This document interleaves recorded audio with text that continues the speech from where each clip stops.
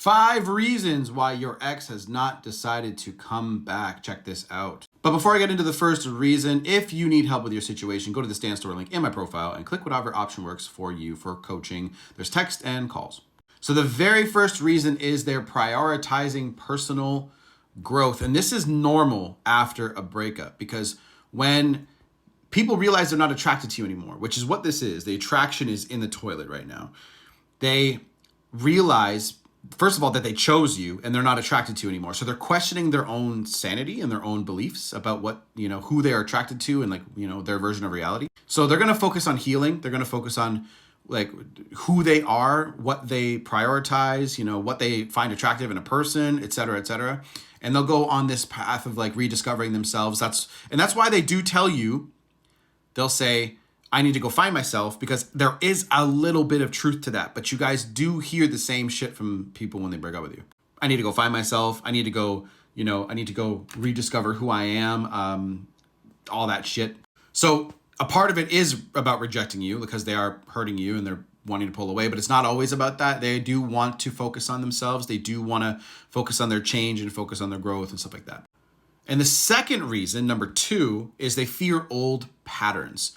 So even if they still care and want to work on the relationship with you, there are obvious things that cause the relationship to fall and to be where it is. So they're like, is this actually going to change? Excuse me. Is this actually going to change? Or is it going to be the same old same? Because look, if they've been arguing with you, right? Not even arguing, just disagreeing with you and having long standing issues that are swept under the rug, that shit adds up over time. It's like filling up a bucket. And as soon as it overflows, that bucket, the entirety of that bucket needs to be emptied out first.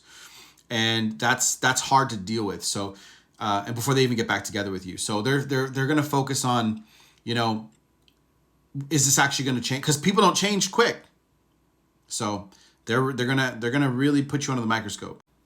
The third thing is they need more time. So sometimes after 2 to 3 months, they have been thinking about coming back. They have been thinking about you and the relationship and all this stuff, but they just need more time. Because look, if they do get back together with you too early, what ends up happening is they're okay, because they'll still feel I need space, I need time. So they'll come back slow, and the relationship does need to start slow. Okay. Everyone wants to go right back into where things left off. It has to start slow, and it has to start restart in a very calm, slow manner, because everyone again wants to rush right back into it. So sometimes they need more time. 3 months can go by and they're I have thought about coming back. I have thought about this. I have thought about, wanting to work on things, but I just didn't want to come back too early because it's just too soon for me.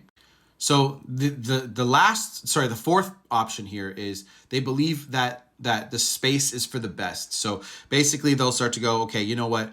We just argue too much.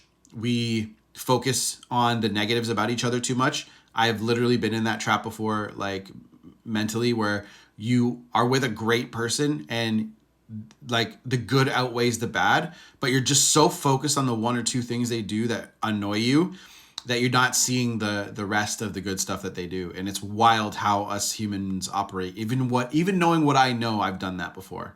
So what space does is it actually gets you to refocus on the good things that person did. And of course, this is the last one. They've moved on.